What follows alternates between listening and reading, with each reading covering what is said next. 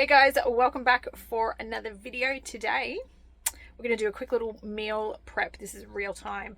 It is Wednesday night. Charlotte is at footy training. Shannon's taken her down, so it's relatively quiet here in the caravan, which means that I'm going to get some prep done, but I can also record some stuff for you guys as well because it's not like crazy town here at the moment. So what I like to do when I've got a little bit of quiet time like this is I like to try and get some stuff prepared for the next couple of days. If you guys have been following along for a little bit, you'll know that I like to try and do a bit of a bulk meal prep. Not necessarily cooking complete meals, but components of meals that can just go in the fridge and then they are ready to go later on down the track on other days, other nights. And we can just pull together lunches and dinners. It just makes life so much easier. So today's a good day for me to get in and do a little bit of prep while there's nobody else around. And I thought, why not pick up the camera, take you guys along for the ride. So let's jump in and have a look at what we're going to do today. The plan today is pretty simple. I'm going to prep some stuff that is essentially going to be for a Buddha bowl style meal, but I've got a hankering for some dal. So I'm going to make a dal. And then I'm going to have a whole bunch of other components that can go along with it. So I'm going to cook up a big batch of rice. I think I'm going to separately air fry the potatoes and the carrots so they can go separately into Buddha bowls if I want to. Sometimes I put them in with the dal, but today I think I'm going to leave them separate. We'll do things a little bit differently. And I'll probably fry up or air fry up some broccoli as well. That's cooked and ready to go. Other things that I do have some baby spinach. This is how I keep my baby spinach in the fridge. I just chuck some paper towel in there. It helps absorb the moisture in the bag, helps it to last a little bit longer. It's especially good when all of my containers are full. Sometimes I put it in a container, but if a container isn't available, a bit of paper towel in the bag. And try not to scrunch it up too much. Anyway, so that's a bit of a side note. And I picked up a markdown onion the other day at the supermarket, and that just needs to be used. So it was in with some other stuff. I've just put it in a container, but yep, we're going to chop that up and we're going to use that tonight. So we're using up stuff that's in the fridge, making some components that can go separately or together, and I'm cooking a big batch of rice to get us through for a couple of days. So the biggest challenge that I find, which if you guys have been watching for a little while, you know, this area here is all that I have as far as cooking and prep space goes. So I really need to think logistically about what I'm doing, which is why if I can cook something and I can get a couple of days out of it, I'm all for it, because it just makes life easier than trying to have to juggle this every single day. So we are going to do a big batch of rice. And like I said, while I've got everything else out, we're going to prep a few of these other ingredients as well. So we'll have dal that can be on its own, but we will also have Buddha bowl stuff that can go with the leftover dal as well. So let's make some room. And I'm going to start by prepping all of my ingredients that need to be prepped, which is a little bit backwards. Everyone's like, you know, do the stuff that takes the longest. So start with the rice. Brown rice takes forever, right? But unfortunately, I can't do that. I just have to do things a little bit differently. So we're going to do all of our prep work first. And I'm liking the idea of doing these sweet potatoes as sweet potato cubes. They can go with the dal, or it can go separately just in a Buddha bowl on its own. So I'm just going to chop this up into bite-sized cubes. Try not to chop my fingers off while doing so.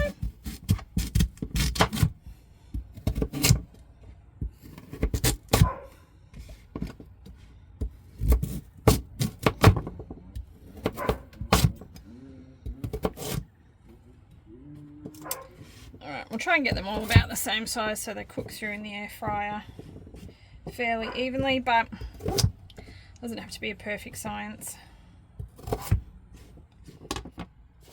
And at the moment, I'm really enjoying a little combination of paprika and garlic salt on the air fried sweet potatoes. So go ahead and give that a little sprinkle.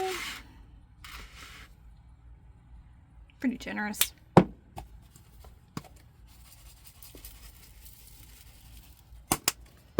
And just give that a little jiggle to coat it. Whoop. Try not to knock over the camera, and try to keep all of the sweet potato in the bowl. And we're going to go ahead and get that in the air fryer. Probably give it 15 minutes, and then I'll shake it, and then we'll do it in 5-minute increments until I'm happy with the way that it's cooked.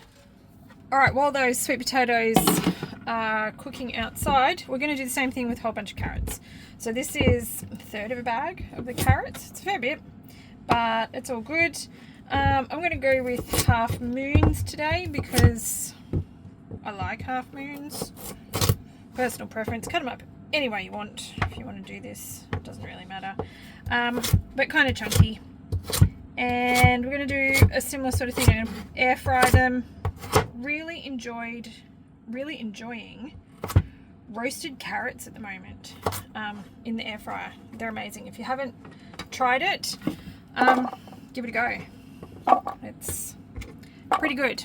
So one of the things that I do try to do when I'm doing these meal preps, particularly when I'm looking at doing like these Buddha bowls, is not only just having a variety of ingredients, but also having a variety of different cooking methods. So I could make a Buddha bowl every day and just microwave the vegetables, but kind of get over that pretty quickly. So having different things like having the carrots roasted, and then I can, you know, add in some microwaved green beans if I wanted to, or, you know, just changing up how the vegetables are presented, or the components of the Buddha bowl is presented, I think just makes it interesting. So, you know, one week you can have carrots roasted like we're going to do today, and, you know, the next week you can still have carrots, but maybe it's just grated and they're raw. So it's like a completely different component, but it's the same vegetable. It's essentially the same ingredient. It's just presented differently, and that way you can keep your food interesting, and utilizing the same ingredients over and over again, but hopefully not ending up with food boredom by the time you've got to the end of your packet of carrots. Alright, so carrots are all chopped up. I do like this combination on the carrots as well. It works really, really well, but we've already done that today, so we're going to do something different. And I'm just sort of thinking flavors that complement each other. They don't have to be exactly the same. But yeah, I'm going to run with this Master Foods smoked and charred Alabama style rub. I don't know if they still make it or not. I've had it for a while. I like it. It's really good. Hopefully they still make it, because I would like to buy it again, but knowing my luck, it's probably discontinued, because that seems to be the story of my life. And again, we're just going to shake to coat. This is the exact same bowl that I did the sweet potato into, so it still has a little bit of the paprika and garlic salt in it as well. But this will go nicely, so these flavors will complement each other. So if we have them in the same meal, it will work, but they're also different, so then everything's not just tasting exactly the same. But once the sweet potato's done, we'll do the exact same thing with carrots. I'll probably give them 10 minutes to start off with, and then do 5-minute bursts, giving them a little bit of a shake so that they cook evenly all the way around, and I'll just keep doing that until they're cooked to my liking. Righty, well, we are in the chopping mood. I'm going to go ahead and dice up this whole onion. I'm going to do a huge big batch of Dahl, so I want this to make heaps of leftovers, and I'm just cutting off the ends and peeling out off the outer layer, because this was purchased peeled and chopped and ready to go, so I'll discard that, or maybe chop off a little bit more. Doesn't look the best, but it was marked down.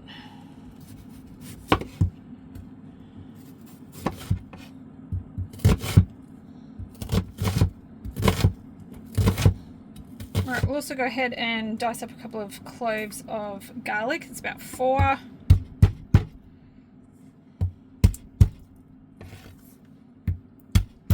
I'm just going to roughly chop these because I will cheat a little bit with my Dahl, and I'm going to use my stick blender or immersion blender to get it nice and smooth, so it doesn't matter if it's a little bit chunky. Alright, last of all, I'm going to rinse my rice and my lentils before I cook with them. I'm going to do 3 cups. I think I'll do 3 cups. We'll see. Maybe I'll do 4. I do like to batch cook rice. And then I can always keep it in the freezer if I don't use it in the next couple of days. Alright, so here we've got 4 cups of rice, 6 cups of water. I'm going to cook this following the absorption method. But right now, my sweet potato is done.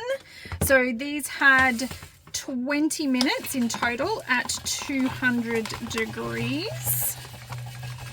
And I'm going to get those carrots in. So these guys won't take as long. I'll start them off with 10 minutes and then we'll give them bursts of 5. And the last of my prep is going to be to rinse 2 cups of red split lentils. I'm making a big batch of Dahl. Like I said, I want this to do dinner tonight, but I want leftovers for lunches for 2 days would be great. Alright, so all I've really got left to do now, this is my washed and rinsed red split peas. Before I chuck these in the air fryer, I will just chop them up so that all the florets are the same size, because you do get varying sizes in there, and I'll chuck those in the air fryer for about 5 minutes just to cook them off a little bit. But I think it's time to start cooking our Dahl. Alright, in our pan we've got some oil nice and hot. We're going to start frying off that onion and garlic. And over the back here we've got our rice cooking following the absorption method. I find this is what works really well, and this is just how we like our rice. So what I will do is I'll bring this to the boil, and then once I can see it boiling, I'm going to turn the heat down to a low simmer, and I'll let that simmer away until I can't see any more water on top of the rice, and at that point I turn the heat completely off and let it keep cooking under its own steam for about 10 more minutes. But what I'm going to do here, back to our Dahl, is I'm going to just brown off these onions and garlic until they have a little bit of colour. And then we're going to get our spices in so we can get those nice and fragrant before we start building the rest of our Dahl. Alright, we're going to start by getting in some of our spices, particularly like the curry really likes to be heated up first or cracked first. You really want to get those flavours out. So I'm going to go in with 2 teaspoons of curry powder. This is just plain old Keen's curry powder. Nothing fancy or anything like that. We don't do fancy here at our place. But what I do want to do is start getting that mixed around and on the heat until that curry starts, and it already is, it's starting to become fragrant. If you guys could smell this, it's amazing. Love the smell of curry straight in the pan. So good. And the other one that really likes to be cracked over a fairly hot heat is your garam masala. So this one is a blend. It's got a couple of different bits and pieces in there. I've got to be honest, this is the Woolies home brand one. Don't super love this one. I think I prefer the Master Foods one. They are slightly different. And I'm going in with 2 teaspoons of that as well. And again, we just want to mix that around. I just want to get those spices hot. heat them up first before we start adding the rest of the stuff. Pan is a little bit dry. I probably could have had a little bit more oil in there, but it'll be fine. We're not burning and we're not sticking yet, but wait till we can smell all of the aromas. And then we're going to go in with some diced tomatoes. And this is going to start picking up all of those flavors off the pan. This will sizzle a little bit. Woo. Alright, I'm going to go give that a good mix. Oh, in other news, our rice is boiling, so I'm going to turn that down to a low simmer.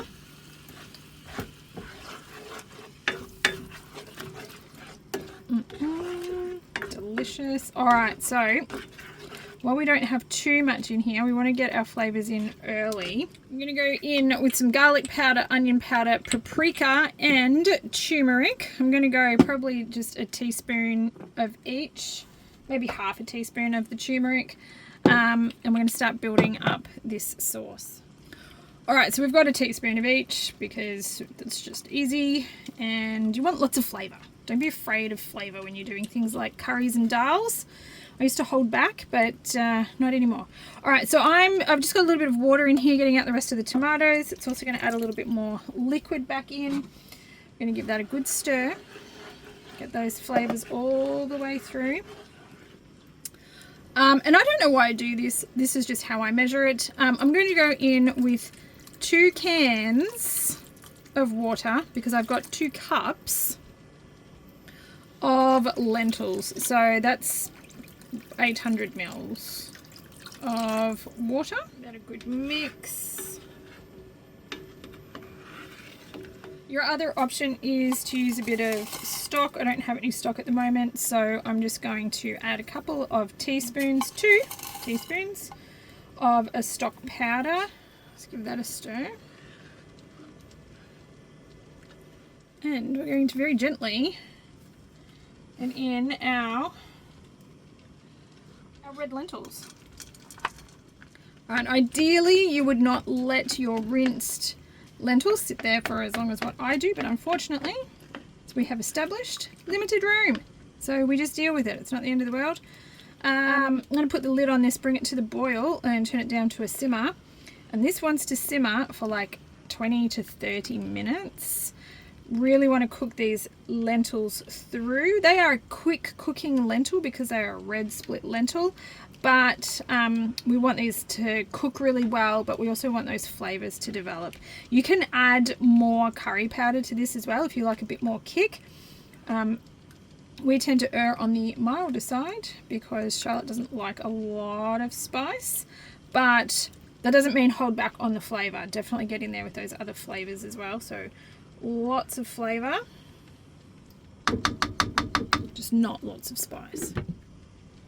In other news, our carrots are done. They've actually been done for a few minutes. Just haven't been back out there to grab them. And our broccoli is ready to go in. It's still a little bit frozen. I'm going to give it 5 minutes, give it a shake, and then see how many more minutes we need after that. Might need another 5. But that's it. No flavouring on these. These are just going straight in as is. All right, our dal is cooking away there.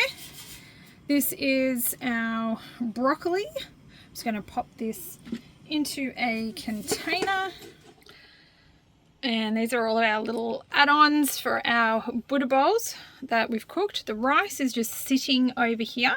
I've turned it off the heat. It's just doing its thing as it does. A couple more minutes there while it keeps cooking through, and I think it's time to check out dal, give it a bit of a stir and see how that's going. All right, this is going to need a little bit more liquid, I think, but see how that's soaking up all of that liquid that we put in there. It looked like it was heaps to start off with, but these lentils will need heaps of liquid, so don't be afraid to go back in and check in with it, see how they're looking, see if it wants a little bit extra. They're cooking along really nicely. This won't be far off being ready. So I'm just going to add in another half a tin of our water, and again, this is just play it by ear and just see how the lentils are cooking. See how thick or how thin you would like your dal. I am going to use the stick blender, the immersion blender, and get this nice and smooth, mainly because although Charlotte, our daughter, really likes dal, she's not a fan of tomatoes. So see chunky tomatoes? She won't eat these. But if I blend it, not a problem in the world. Alrighty, let's have another look. It's looking pretty good. So as you can see, most of those lentils have broken down. It's nice and thick and sloppy. This is looking delicious. Now, like I said, I'm going to blend this, but this is perfectly ready to serve now as it is. You don't need to blend it, but we're just going to hide those big chunky bits of tomato so Charlotte doesn't see them.